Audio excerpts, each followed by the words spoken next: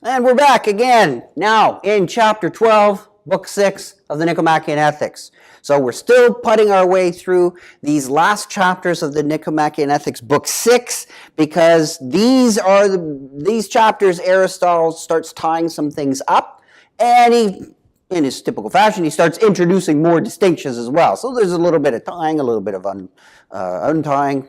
Anyways, all very interesting. This is a good example of Aristotle doing moral psychology. And we have to try and follow him through all this, and it can get a bit difficult because he doesn't always give very clear examples of the distinctions that he makes. Nonetheless, let's dive back in. So far, we've looked at a number of these minor intellectual virtues. Remember, we have our big 5 ones that we talked about. If you don't remember, go back and watch earlier videos where he talks about the 5 ways of grasping these truths. And we've looked at the ones now, a few of these minor ones that are closely linked to phronesis. And so have a look at the previous video for those ones, previous videos where I discussed eubolia, like deliberation, synesis, kind of judgment, and of course, gnome, this fair play. All right, so Aristotle takes a little break. He's going to introduce a 4th minor intellectual virtue, but he takes a little break and he says, what's the use of all this stuff? What's the use of phronesis, Sophia? How does this all link up? Remember, aren't we after eudaimonia, right? What's all this got to do with it? Right? And he's admitting that, it's become this welter, this dust storm of terminology and divisions and technical terms and all that kind of stuff. Is this really helpful? Is this going to, because the Nicomachean Ethics is supposed to be a self-help guide, right? You're supposed to read it because you're interested in eudaimonia, namely understanding better what it is and achieving it. But ultimately, you want something. You want something better in life. You want to be happy, to use the English translation, but you want a sense of well-being and all that. How is this going to help you achieve that? What good is it going to? What's the point? Okay, so Aristotle is always willing to take on criticisms of his own views, tries things out, sometimes discards them, sometimes keeps them in a modified form. So he says, look, let's look at the first one, Sophia. Remember, that's about eternal things. So these are the criticisms, and then we'll look at Aristotle's responses. Look at Sophia. That's about all eternal stuff, right? Non-emerging, eternal things. What does it do? Sophia is grasping these truths, right, with nous tucked in there, and then using episteme, moving around the truths, deducing things and all that. How useful really is that? How could something that's always about eternal, unchanging, immutable, all that kind of stuff, really help us with practical things, which is about temporal, changing, emerging? It seems to be the opposite. It seems to be the case that it's puzzling to think, how could Sophia contribute to eudaimonia? Sophia might be a nice thing and all that, but how on earth does that contribute to eudaimonia? That seems pretty either useless or pretty irrelevant. So maybe we could charge Aristotle's discussion with the same thing that he went after Plato in Book 1, Chapter 6 about, Plato, come on, your good is so otherworldly. Even if all the problems of predication and the stuff that I point out don't work, says Aristotle, your good is so abstract, it's irrelevant. We need something more human. Well, doesn't that seem to apply here, that Sophia's about non-human stuff all the time? What's that got to do with the human good and eudaimonia and all those things? So there's criticism 1, is this sort of largely irrelevant, eternal, what's that got to do with it? Phronesis, let's look at that, says Aristotle. What's the problem there? Well, yeah, it deals with, varying, emerging stuff, so that's good, that's practical, that seems nice. It studies things which are good and noble, and yeah, that sounds pretty good too. But good people do this anyways. Many times I've had people say to me, what do you need all this ethical theory about? I'm a good person. I don't need all this stuff, right? I can be good without all this theory, can't I? Right? And also, the whole thing about, just because you know what to do doesn't mean you're going to do it. Right? Just because you know, Aristotle in his criticism says, just because that phronesis might help you to know something, that doesn't mean it's going to make you to do it any more than knowing how to be healthy.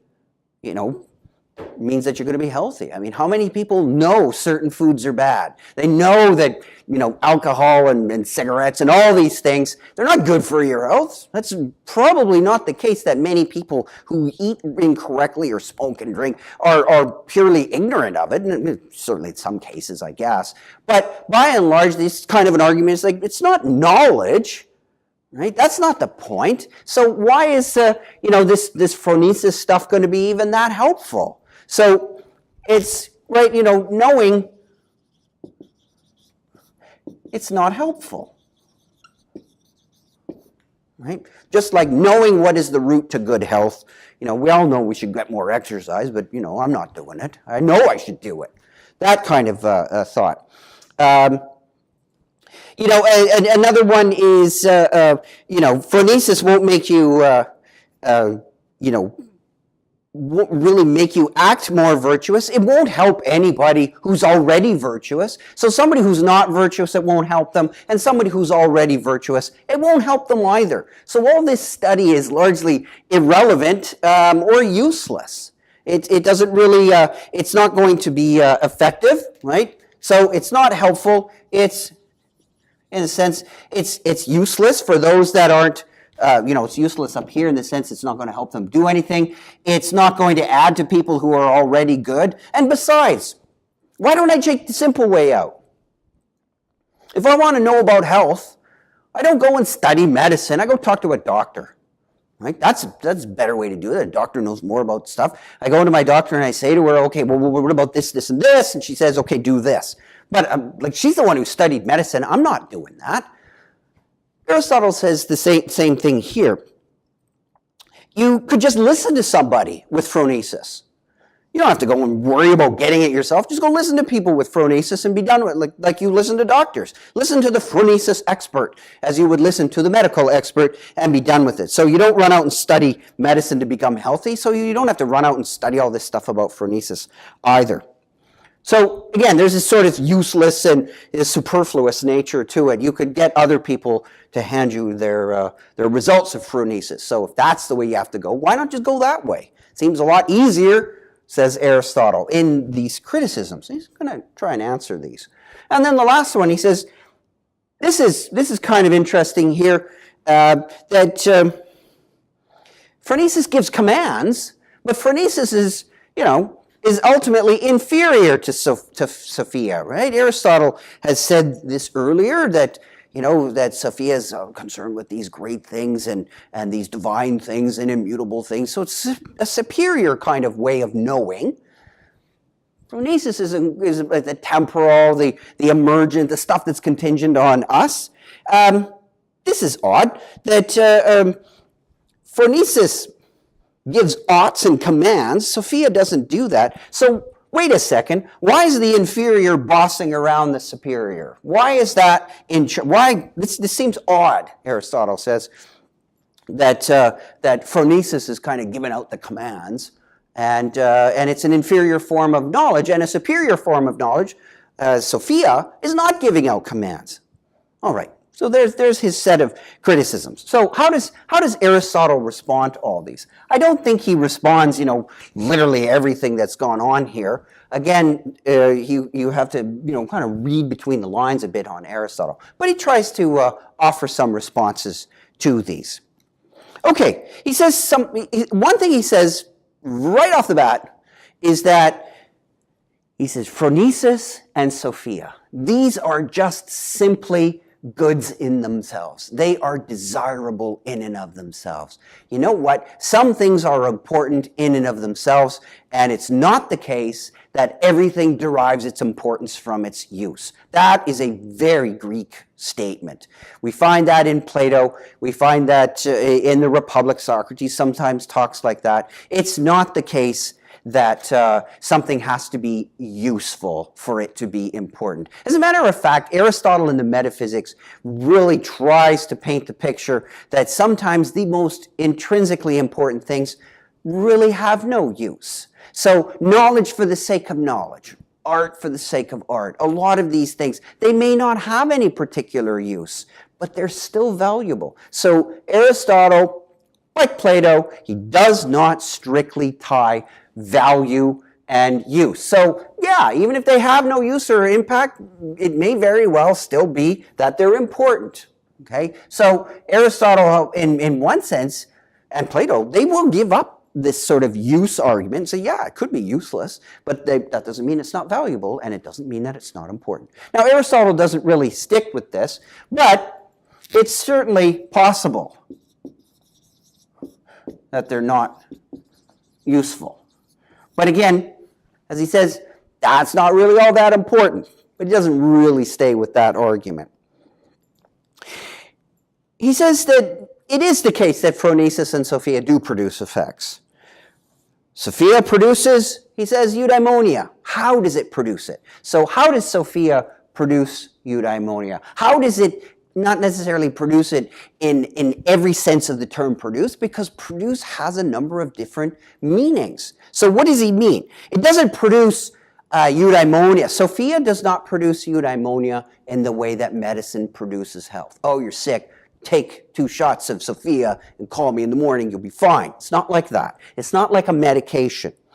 It's more in the way that a healthiness is part of health. It's healthiness is part of a healthy lifestyle. So in a sense, like healthiness, as Aristotle went, contributes to health. So Sophia is a part of eudaimonia. You have to have it as part of this harmonious soul. So it contributes to it, but it shouldn't be thought of contributing to it as in just bringing it about out of another state of its opposite, the way that medicine can bring health out of the state of its opposite, namely sickness or not health. So it's not like that. So Sophia is an overall part of virtue, or a part of virtue overall, and exercising Sophia is going to make part of that soul that has it happy. It's going to contribute to its harmony. All right, so we've got this notion of a possible, and how Sophia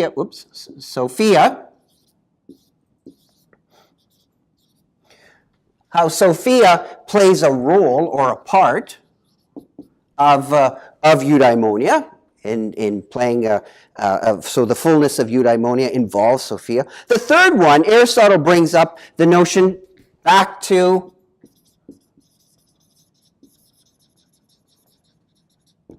the notion of the proper function, the function of man. We've seen that argument way back, Book 1, Chapter 7. Check that out. And go back and watch that video if the function of a human being, I forgot all that. Or if you didn't get a chance to look at it, go back and refresh your memory of the function analogy that Aristotle talks about. Recall, basically, it's the notion of a good of a carpenter. The lies in the carpenter's function. The function of the carpenter is to do carpentry work, is to build things out of wood, etc., etc.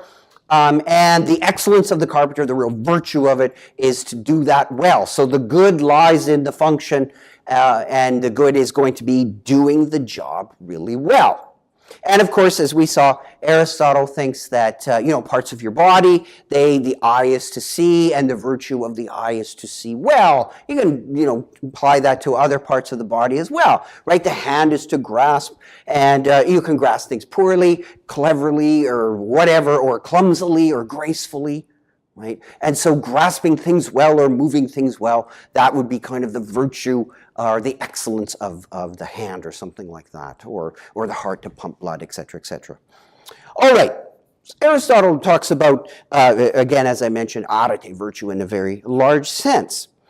And of course, now, the other sense of it is going to be the soul doing its thing, its various functions, its parts have different kinds of activities, and doing those well. So way back when Aristotle was talking about eudaimonia, he's talking about the agathos. Remember that? Go back to chapter 7 of book 1, and also check out the end of chapter 6 as well from book 1. he says, the eudaimonia is going to be the activity of psyche, remember, soul, psyche, in accordance with arete. It occupies a lifetime. It doesn't come about all at once. One day does not make a summer. And in this sense, Aristotle says that it's going to take time to bring this about. And all these activities of soul, they have to fit together. And they have to be at their best. So it's going to be, shall we say, have numerous components to it. Okay, so there's various types of arete and virtue, and they all have to work together in order to fall and have the good of the function of a person or the function of a human being. And so these activities ultimately that are uniquely human, remember we saw that those are the parts of the soul that embrace reason, right? Sort of this intellectual part that Aristotle talked about, or the scientific and the calculative part. Again, if those terms are throwing you, you're going to have to go back and watch some of these earlier videos. So when the soul's operating with that part that uses reason and is doing it in the best way, that's really being uniquely human, and the proper function lies in those activities, and the good will lie in those doing those activities really well. So the activity of psyche in accordance with arete, and in the best sense of that, the most complete of them. All right. So there are a number of responses that Aristotle has here. I don't know if I wouldn't say he directly answers them all, but he does give a notion of a completeness or a plausible defense against these charges of uselessness. All right. Now, we've seen that in Aristotle there's several different kinds of virtues. Well, certainly there are different examples of virtues. The different kinds primarily are the character, sometimes Aristotle calls them moral virtues, but the character virtues that we saw learned through habituation, intellectual virtues that are more associated with just reason and tend to be more taught, although there was some discrepancy about giving them from nature. So Aristotle takes an aside to tie some things together here, and we'll get to this one in a second. So these things have to all work together, Aristotle says. So we need the activity of the psyche to be in accordance with all these aspects of virtue in order to hit this good, right? This ultimate good that lies within the functionality of being human, namely this eudaimonia. So the character the character virtues, they incline the emotions and the desires in certain directions. So they provide kind of a base, you can think, to the personality. The intellectual virtues, as Aristotle says back in earlier books, they help to refine it. And so you know exactly where the middle will be, but you have to be inclined. If you're not inclined to being courageous at all, you can know what it is, but you're not going to really get there in any way. So you need sort of this basis of character virtues, right? That your emotions are all kind of organized and they're under control and disciplined, and that way that the intellectual virtues can sort of rest on top and bring them to fruition. So the intellectual virtues will be necessary to sort of give the final shape to the character virtues in that sense. And the minor intellectual virtues will work to help phronesis, really hit this mean that you're after. All right. But Aristotle says I want to look a little bit more at the phronesis is ineffectual.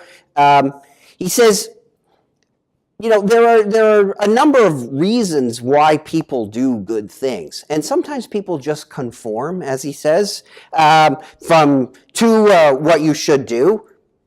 Why? Well, through compulsion, through fear. Sometimes people will conform to being good out of desire of something else. Well, I'll be good because I'll be rewarded, or I'll be good because I'm afraid of being punished, or I'll be good because I don't really know what being bad or good is all about, and it's just accidental, so through ignorance or whatnot. Aristotle wants to distinguish this from those people that do good things from a matter of choice, and others that just do good things just by haphazard means. Again, choice for the real desire of doing good things, and it's thought out. So the right end then, he says, is going to be secured by these character virtues, and to do these things is in the right way, to get to these ends that are more or less put forward or inclined by the character virtues. That's where you need the intellectual virtues to come through and show you how to do that. Now, Aristotle tries to make this a little bit more clear by adding one more character virtue here, intellectual virtue. I gotta make sure I keep all this straight. Another one of the subsidiary ones to phronesis. And in this one, it's dinotates. And in this one, dinotates is like a shrewdness. So this last little, shall we say, intellectual virtue that's annexed to phronesis is this cleverness. Dinotates is not identical to phronesis, but phronesis requires it. And he admits that dinotates, this shrewdness, can go off in different directions. It can either go to good things or bad things. So you can be shrewd in accomplishing some bad things or shrewd in accomplishing good things. But nonetheless, Aristotle ends this discussion on sort of again, he's pulling back and introduces this idea that, and it has a Platonic ring, at least in my mind, to it. He says, all of our moral thinking, all of this, all of our moral thinking, not so much the Sophia stuff, of course, because that's not really dealing with morality, but in the way that we're understanding morality. But when you think about phronesis and all its auxiliary intellectual virtues, what does it require? It requires some sort of glimpse of the supreme good.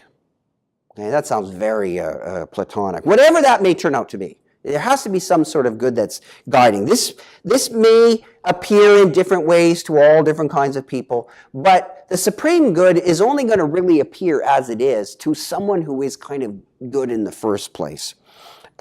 Someone, Aristotle says, who's full of vice can't really see this good. They're going to be always going astray.